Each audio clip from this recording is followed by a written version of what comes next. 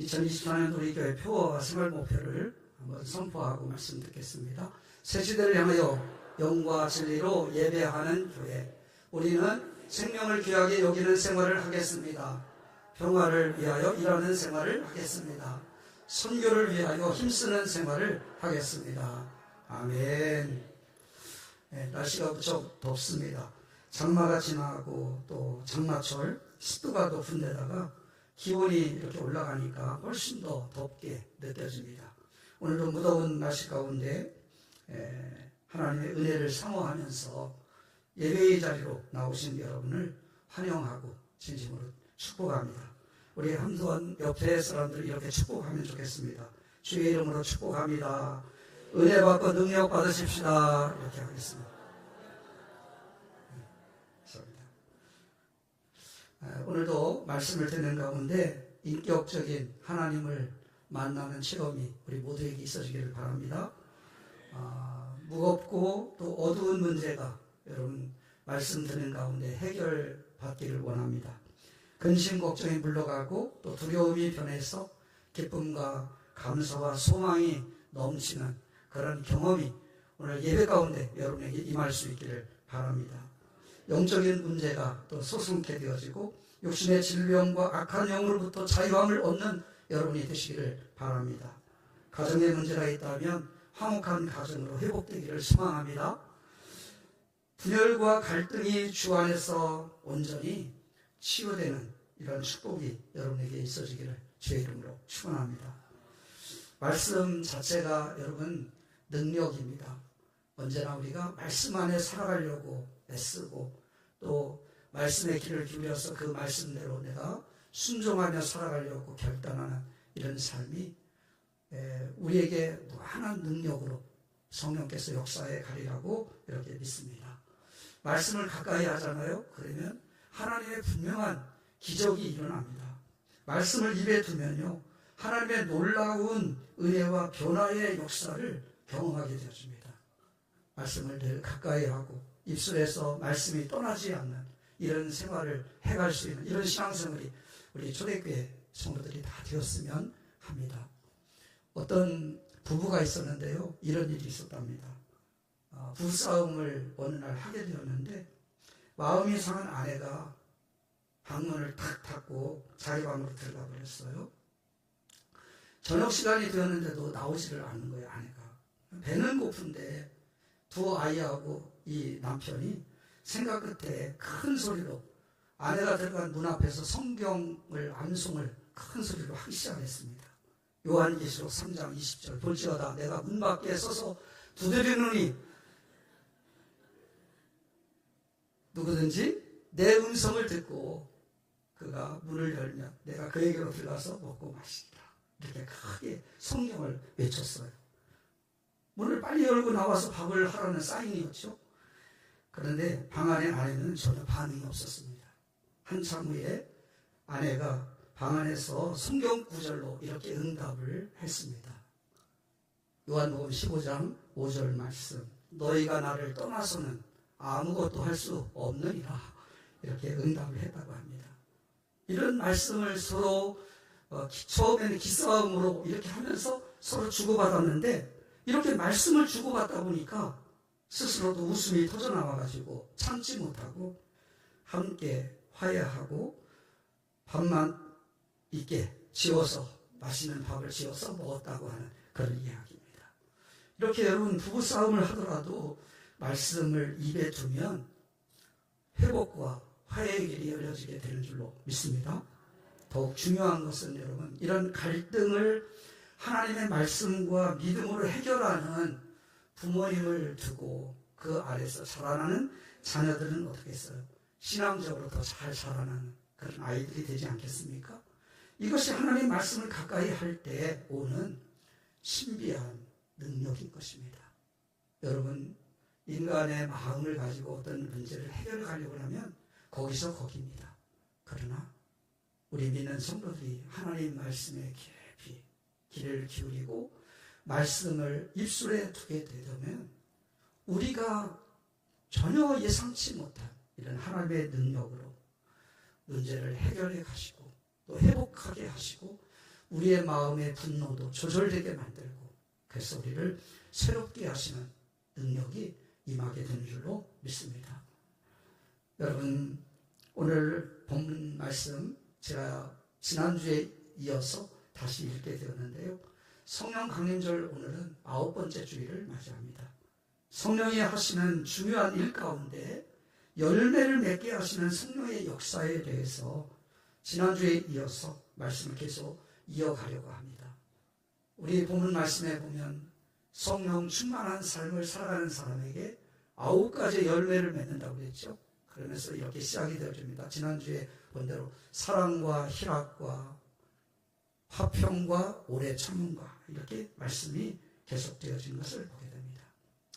지난주에 이어서 오늘 세 번째 성령의 열매는 화평입니다.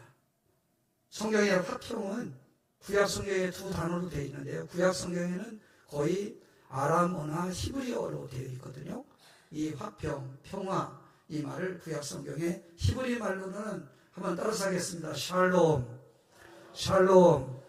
우리가 잘 알고 있는 인사말이죠. 유대인들은 이렇게 만날 때마다 인사를 지금도 하고 있습니다. 거기에는 전쟁이 아주 잦고 이렇게 하기 때문에 정말 하나님의 평화가 임하기를 갈망하는 그런 마음으로 샬롬 이렇게 인사를 하게 되어지죠. 그리고 제가 쪽에 성지순례를 가면서 다른 말을 하나도 못 알아듣겠는데 인사말 샬롬 이 말은 뚜렷하게 들리더라고요. 여러분 샬롬. 구약 성경의 히브리어로는 샬롬 이렇게. 신약 성경에는 여러분들이 가지고 있는 성경의 신약 성경은 사실은 헬라어로 된 것을 번역한 것인데요. 헬라어로 된 말에 이 화평 이 말은 에이레네라고 하는 그런 말입니다.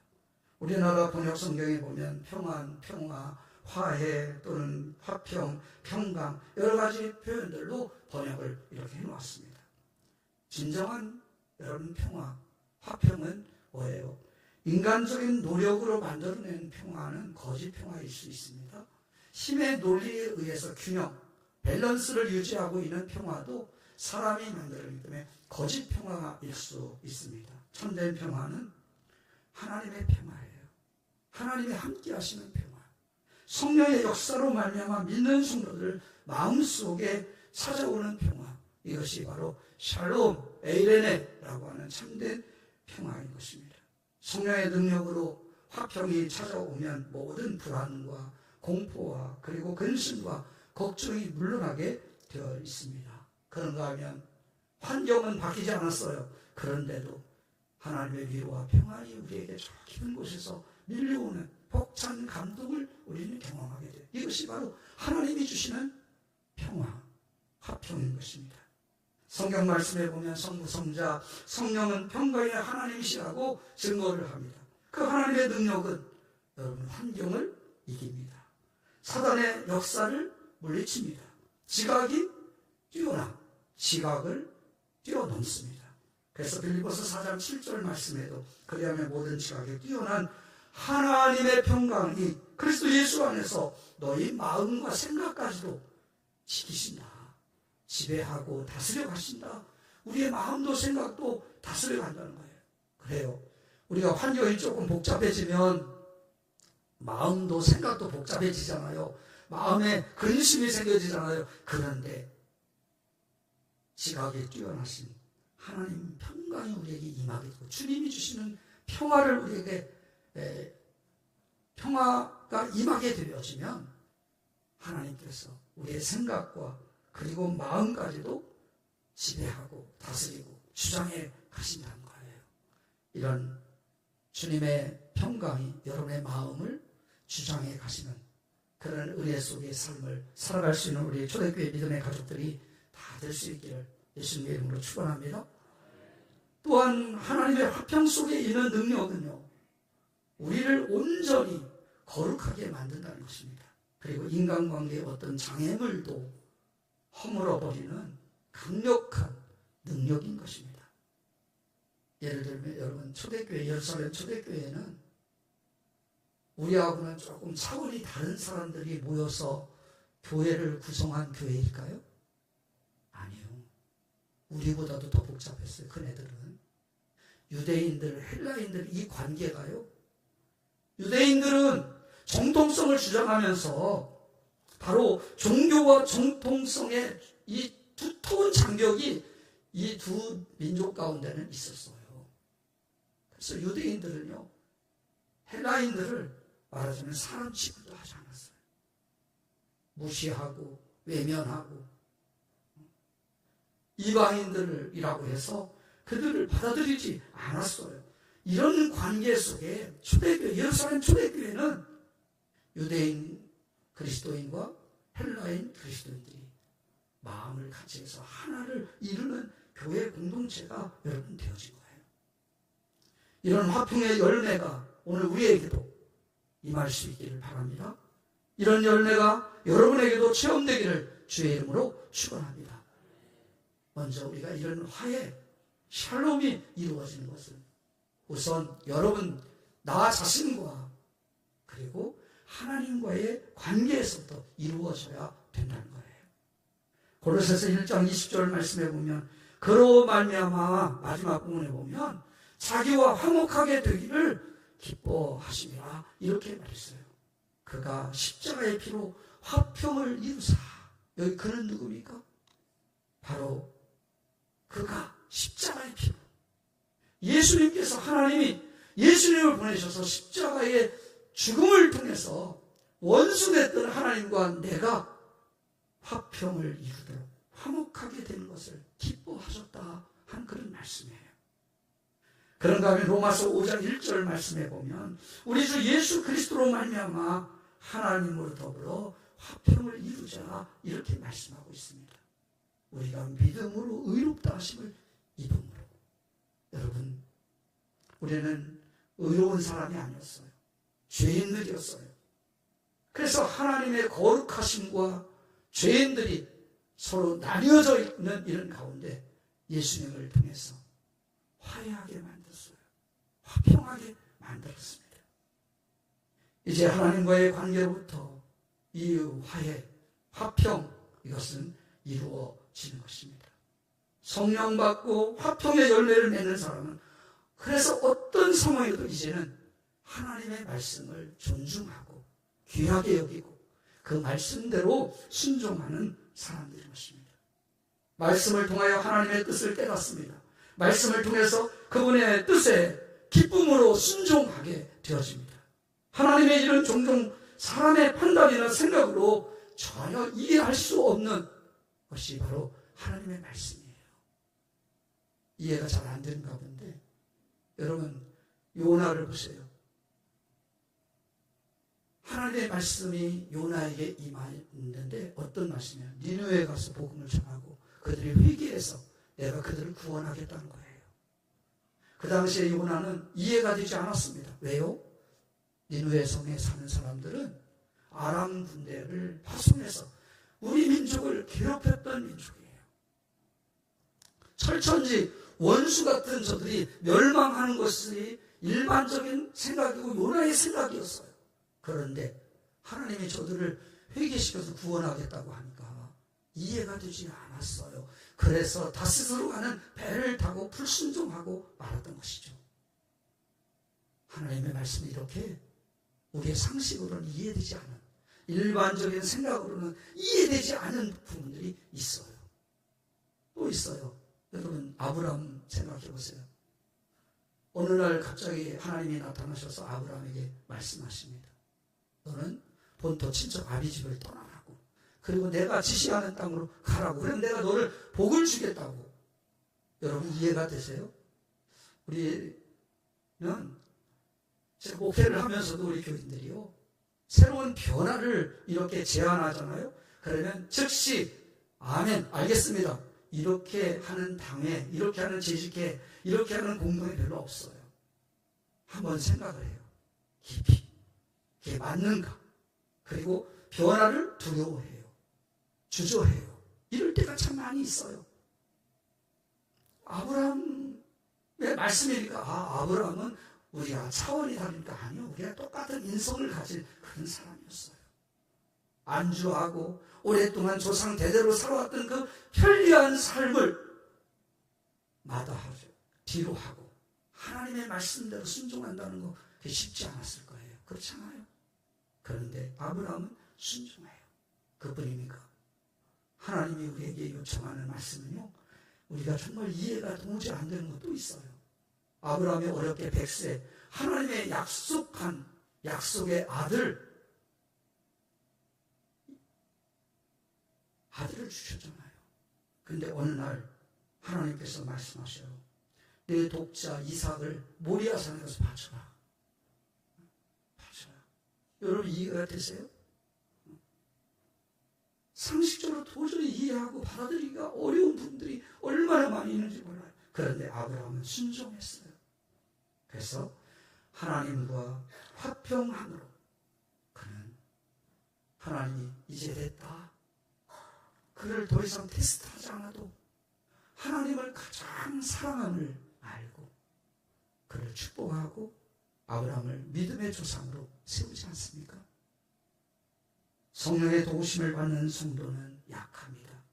그러나 성령의 역사로 하나님의 말씀에 순종하는 능력을 힘있게 되는 줄로 믿습니다. 하나님의 말씀이 언제나 이런 사람에게는 우선이 되어집니다.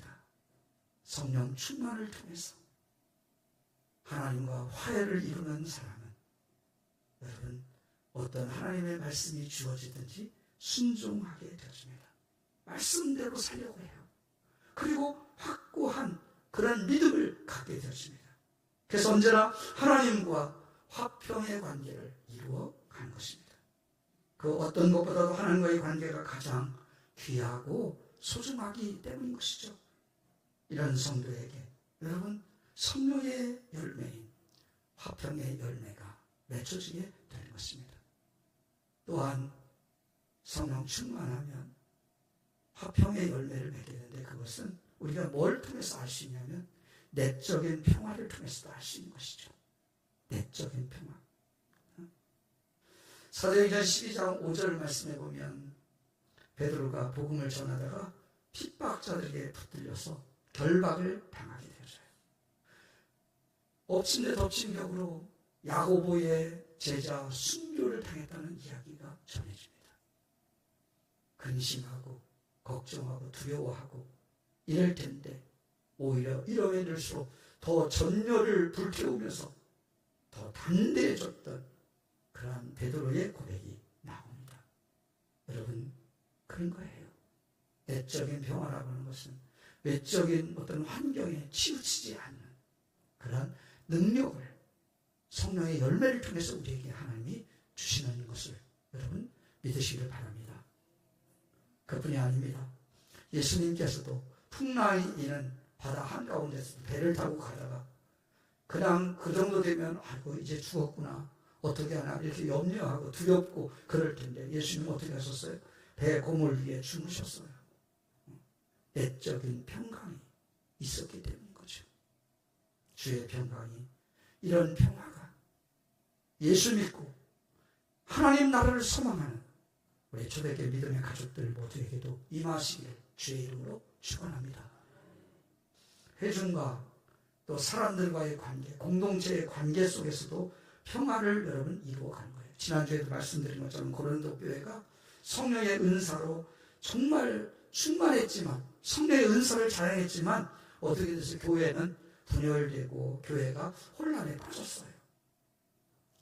이들을 향해서 사도 바울이 고린도 전서 14장에 주신 말씀이 있는데요. 이런 말씀 주셨어요. 하나님은 성령의 역사 가운데 있는 사람은 교회를 어지럽게 하는 사람이 아니라 화평케 하는 사람이라고.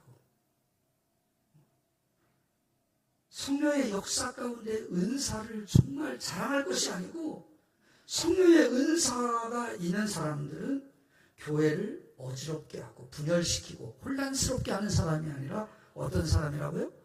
피스메이커, 화평케 하는 사람이라고. 평화를 만들어가는 사람이라고 이렇게 말하고 있습니다.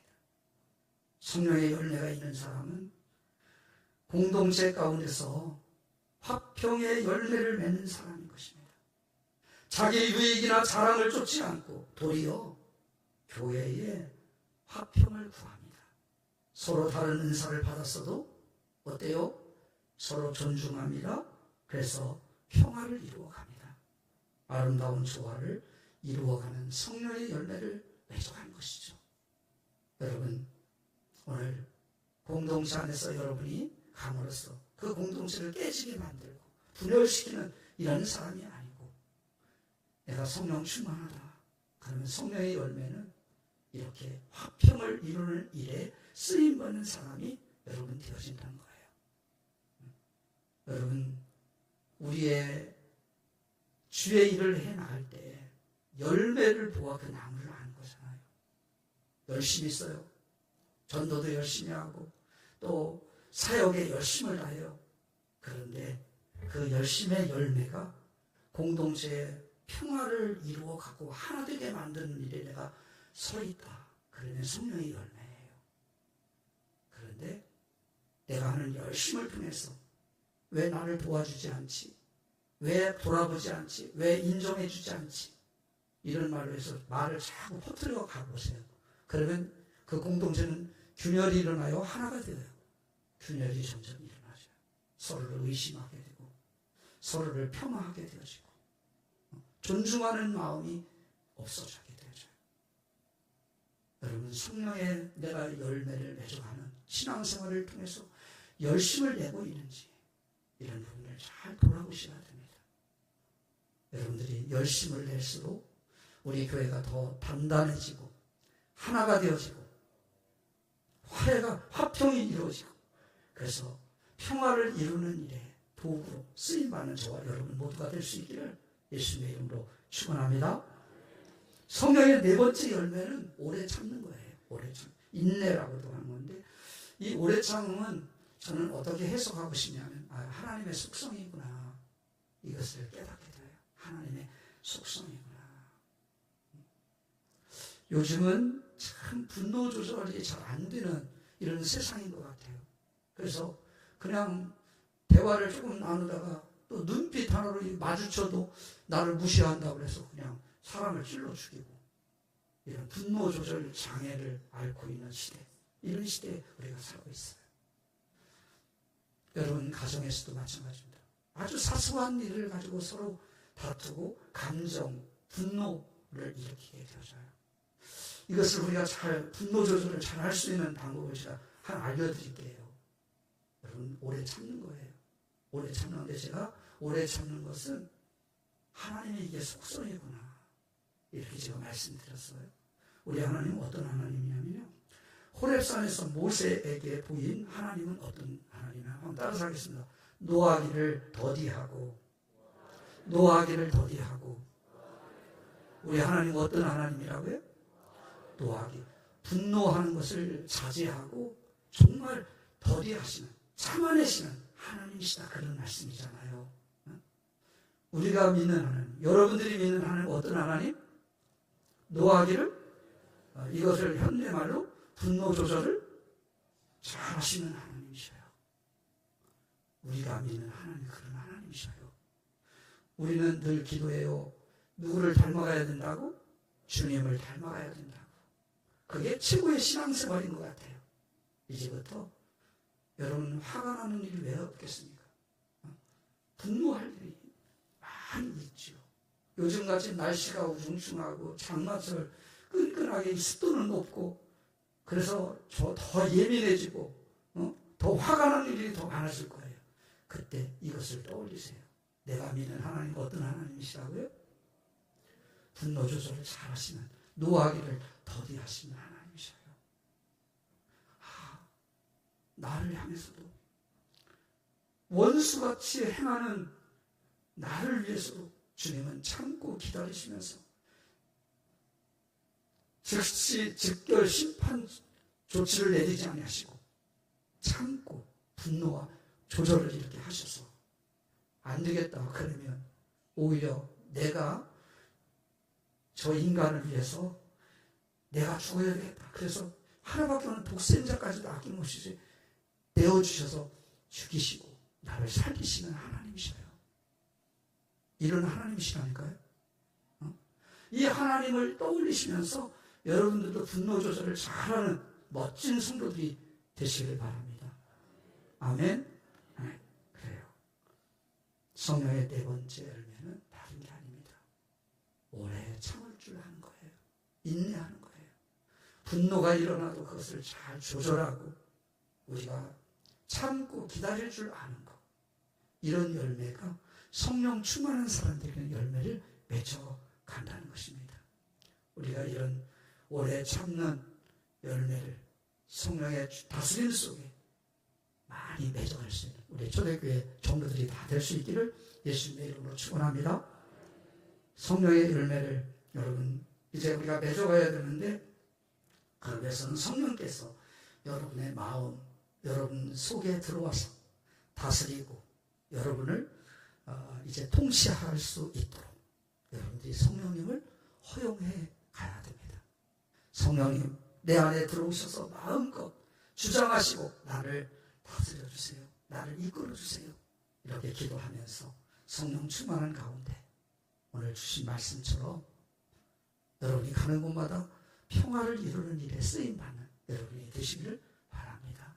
그리고 분노하는 이 세상 가운데서도 우리의 마음을 이렇게 누그러뜨리면서 인내하고 또 오래 참고 왜요? 하나님 자신 속성이 우리를 향해서도 바로 분노하지 않았어요. 노하지 않았어요. 노하기를 더디하시는 그런 하나님이셨어요. 그 주님을 생각하면서 우리가 오래 참는 이런 가운데 때를 기다릴 줄 아는 아주 멋진 성도로 한 주간 동안도 여러분 믿음 안에서 승리하는 우리 초대교회 믿음의 가족들이 다 될 수 있기를 예수님의 이름으로 축원합니다.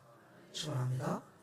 기도하겠습니다. 좋으신 하나님, 성령의 열매를 맺는 신앙생활이 되기를 원합니다. 우리 안에 성령의 열매를 풍성히 맺게 하여 주옵소서. 그래서 이제부터는 주의 일을 할 때에 가는 곳마다 평화를 이루는 평화의 사도가 되게 하여 주옵소서. 의로우신 하나님의 심판을 확신하면서 어떤 경우에도 오래 참는 성도가 되게 하여 주옵소서. 그래서 우리 성도들이 가는 곳마다 평화가 이루어지는 건강한 공동체가 되게 하여 주옵소서. 평화를 위해 쓰임받는 하나님의 도구로 세워지는 우리 교회와 우리 교회에 속한 모든 성도들이 되게 하여 주옵소서. 감사드리며 예수님의 이름으로 기도드리옵나이다.